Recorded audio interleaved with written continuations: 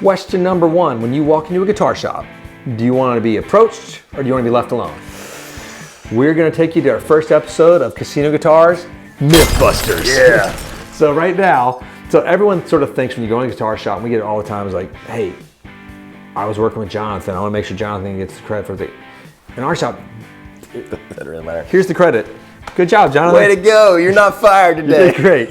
Great job, Bax. You did good too. You don't have to clean the toilets this afternoon. That's Sean's job anyway. But no, so commissions aren't really a thing in a lot of guitar shops. Right. There's other ways that people are reimbursed, but like the whole idea of commissions and fading and whatnot, it's not as much of a common practice in successful guitar shops. And it's changed a lot, and we want to sort of dispel the rumors of, like, you know, if someone's coming up to help you, in a lot of guitar shops, they're just come up to help you. Yeah. They're not here to, like, you know, and you don't have to worry about, like, making sure, like, you know, Jonathan, James, or Sean, or Baxter, or Derek, or whoever's in the shop that day, like, helped close that, or whatever it is. That's not a thing. We want to help you find the right guitar. We're trying to help you find the right guitar and let you talk to the people who know the most about the things you're interested in. Because we all, you know, we share sort of different knowledge bases, and they overlap or whatever. But that's a great point. Like, because like when people come in like, hey, I want the best overdrive pedal you have. I'm like, don't talk to me. Talk to anyone else in the shop. Like literally anyone besides like Derek or I. And like I send you on like the pedal for it, and so there's no. It's just funny. So, and we're friends with people in other guitar shops. Yes. And we're good friends with people at car dealerships as well. So I've called them all. I've asked them how they do their businesses, and it's very different across the board. Guitar shops are starting to sort of similarize. I would say that's true. Is that a word? Sure it is. Similarize? Totally. Someone thesauricize me later, but I just wanted to make it up. We're starting like, you know, a lot of the independent shops that are doing pretty well, it's not based on a raw commission. It's sort of based on like a profit sharing and a bonus system, and like either like a quarterly, monthly, weekly sometimes, but that becomes complicated, I would think. System to where, like, you know, because it's a team effort in a shop like ours, whereas, like, you know, from the minute the guitar comes in, it's got to go in the inventory, it's got to have pictures taken, it's got to be checked out, it's got to be set up, it's got to go through the run, it's got to get demoed, then it's got to go on, it's going to go on the hooks. If it goes down the hooks, it might be one that stays in a case and doesn't ever see the light of day. It's true. This is a team behind this. This isn't one person that does that. If it was, I'd say Derek. But sometimes it falls on his shoulders. Yes. Like if we all screw it up, that happens every once in a while. Like, we're busy, like talking to the pretty people that come in the shop sometimes, and, you know, answering YouTube things. That's right. Someone has to do the work. Someone has to do the important stuff. Gosh darn, it's not going to be us. But no, so that it is. It's a team effort. So at the end of the day, when guitar sales, we're not like, who got that commission, or like, you know, who took the phone call at the end that did it. Right. That's not what did it. You know, it's every step of the way. And we encourage, like, other, you know, we get other guys that call about opening guitar shops a lot, and we encourage people, you know, everybody do your own thing, but it's a team. And that's why, and our team is very loyal, and except for when I'm not around, then that's very much Shakespearean. Absolutely. No, but we're loyal to each other, and like we're all trying to help each other, and we love it. It's a weird family. Yeah. And like you find people that are part of the family, then you have that weird sort of ugly stepsister that's part of the family every once in a while that has to leave. That's just mean to you. But in general, it becomes a family. It's like marriage, and it's an important part. So Guitar Center did it differently when you were there. Oh yeah, and it's changed since you were there too. I'm sure it has. Yeah. What was the system when you were there? When I was there, last I remember, you know, you got a certain percentage commission. And before, what year were you there? Like, what was the last year you were there? Was it 2009? No, it was 2015. Oh, okay. So 2015. But I mean, I wasn't at all working as a commissioned employee. Right, but so he was in the Guitar Center. I was barely there. Right. At 15. So this is 6 years old. But I mean, the last time that I had commissioned at Guitar Center was like 2010. What was it? Whatever. So basically, I got a percentage of you know, the profit of what I sold, but I also had to fade to minimum wage. What does that mean? Which was like 7.25. So that money that I was putting in my little imaginary bank for selling a guitar, like my commission, didn't start counting until I got it above $7.25 an hour. So like I had to, like, here's minimum wage, which I was going to get either way. So my commission didn't start here and go above. It started, I had to build up to $7.25. And so I didn't start making more with commission until I past 725. That was the fade. It's kind of a little trick, isn't it? It was a little trick, yes. Does everyone understand that? Is if you don't get that, like ask us questions, we'll answer. So basically, if you faded, your commission was covering your minimum wage, and then everything above that you got. So you're pretty much 100% commission in a strange way to get you to minimum wage. Well, and I mean, it was explained to me, and again, this was a long time ago, but if you didn't cover yourself, if you didn't fade at least to your minimum wage, yeah, I mean, so and that sort of breeds a different selling and a different shopping experience is what we are seeing. Because we discussed all this like years ago too, like different ways for compensations, and I just hate the way of like bringing in-house competition. I like competition within certain aspects, but that's just not. It is again like we're team. It can get really cutthroat in that situation, and there are lots of guys, to their credit, at the Guitar Center who make that model work, and they build their own sort of client base, and they thrive in that. But I think a lot of the time it is just like it's hard for the young cats coming in like that are gonna. It's almost like you're fodder for a little bit just to help support the older guys that know what they're doing. A little bit, and then you'll go out. They'll bring a new one in. Right. So there's got to be a string stalker. It also gets really complicated, like who had an interaction with this customer. Do they get, and you would share, because I remember, because I was friends with some of the GC Pro guys, and everyone in the store hated the GC Pro guys. Well, yeah. Because they could make deals. They were doing huge tickets. They could undercut you, So. Yeah, and they just talk to him at GC. He'll give you 10 off the bat, without even saying hello. There was always a big thing where if people would come in and they would be GC Pro clients, but they would talk to regular floor people, right? And then it was suddenly you're going to go check out with GC Pro. So who gets the, you know what I mean? Where's your commission go? Yeah, that's the issues that arise, that build tension, hostility. And understandably, of course, because you're going to spend maybe 2 hours with this person over, and I would be like, that's a little frustrating. I spent 2 hours with you, and zip happens for me in that respect. So it's a problem.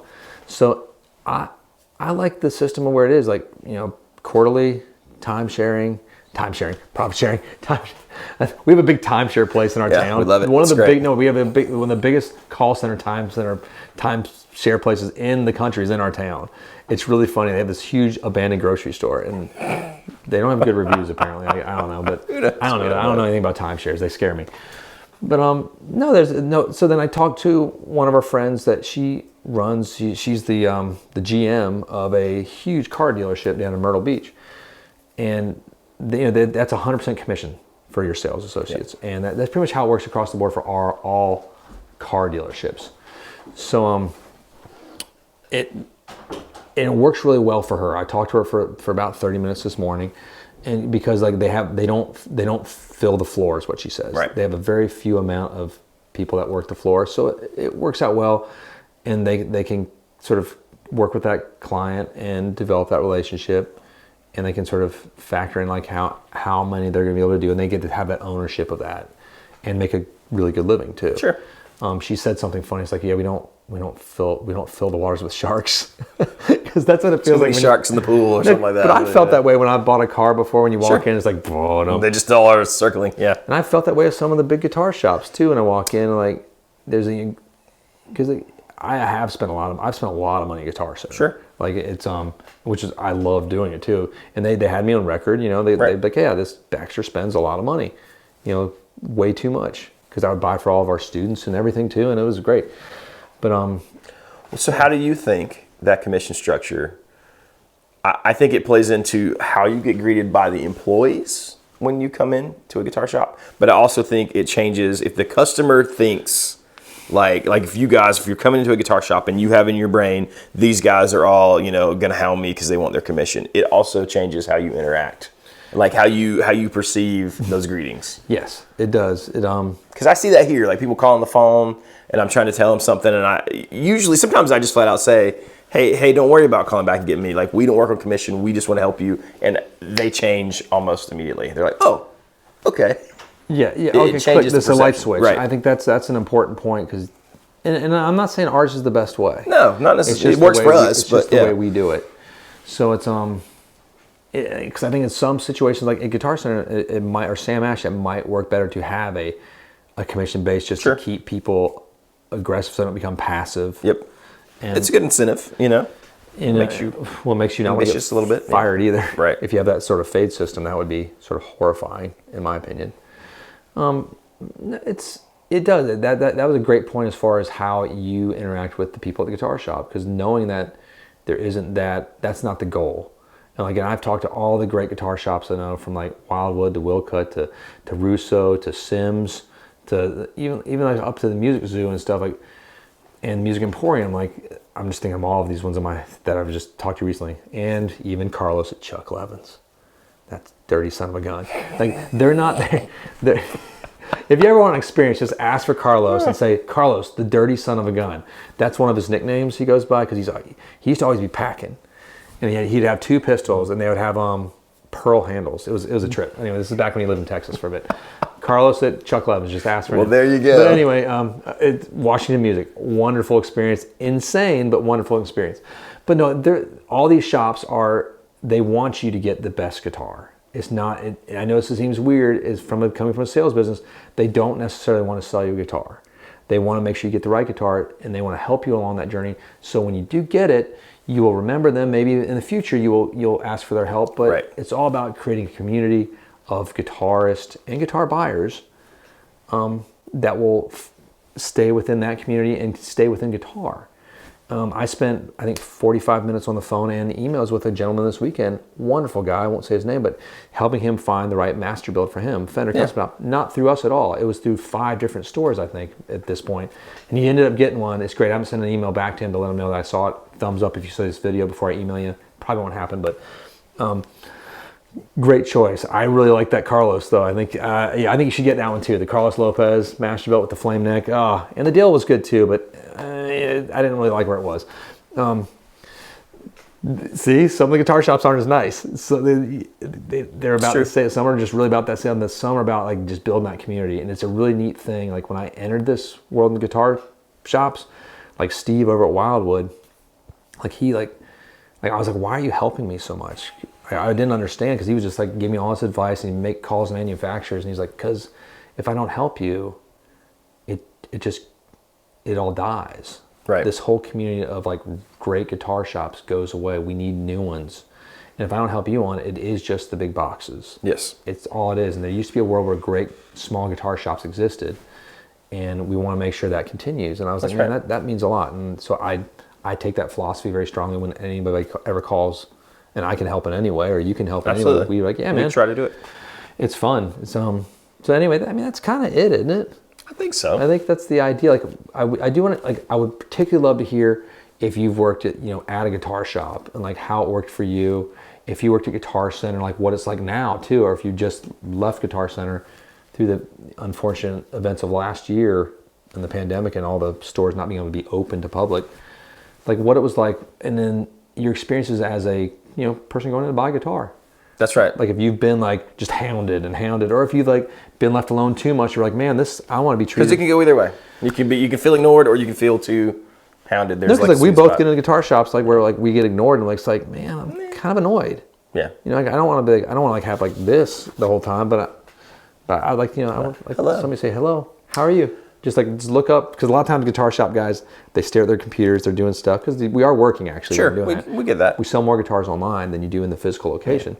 But just pop your head up and say hello, how you doing? And disengage from the computer for more than 5 seconds. But yeah, let us know. I do my guess, and I would love if somebody would let us know in the comments if you know more about it than we do. My guess is that Sweetwater has done a really good job with their commission structure. I just imagine they have the right balance of all things. We sing the praises of them pretty often, and like that's a good business. Because that's a good CEO. Just my guess. So if you know more about that, how that works with them, my guess is that they do it really well, but we don't know. So we didn't do our homework there. We didn't call. Yeah, we know a couple guys. We just call them up. Well, that's your job. Video number 2. That's right. Hit like and subscribe if you haven't. Click the bell so you don't miss videos. We'll see you next time.